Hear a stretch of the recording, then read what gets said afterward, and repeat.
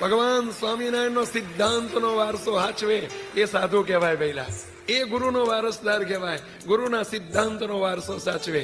આ લોકની સંપત્તિના આવા મંદિરોના વારસા હાચવનારા તો ઘણા મળે, પરંતુ સ્વામિનારાયણ ભગવાનનો સિદ્ધાંત, એમની સર્વોપરી ઉપાસના, એમને જે અનાદિ મુક્તનું મહારાજે જે બીડું ઝડપ્યું, બીજું બીડું સોંપ્યું છે આપણને, જે સેવા સોંપી છે, અને એ સેવાને યાવત ચંદ્ર દિવા કરવા બ્રહ્માંડમાં પ્રવર્તેલી રહે, એના માટે આ મહારાજને મોટા આપણને નિકટમાં રાખે છે. આ તમને બધાને 5-5 દાડા આવજો આવજો આવજો શાના માટે કરીએ છીએ? શું સ્વાર્થ છે? પહેલા શું સ્વાર્થ છે તમારી સાથે?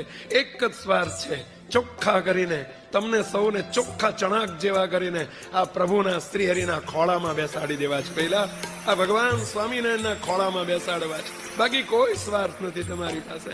જો બીજી મમતા હોય, બીજો સંકલ્પ હોય, તમને તમારા ડોલર કે તમારા પૈસાનો વિચાર પણ જો અમને કોઈ આવતો હોય કે તમે આવ્યા છો તો આટલા રૂપિયાની સેવા કરીને જશો, મુક્ત ભગવાન સ્વામિનારાયણના સોગંદથી વાત કરીએ છીએ, કોઈ દિવસ અમને તમારા પૈસાનો કે ડોલરનો વિચાર આવ્યો હોય તો પેલા એક જ વિચાર વર્તે છે અહીંયામાં, કારણ કે અમારી પાસે આ ડોલરીઓ છે, આ ડોલરીઓ છે.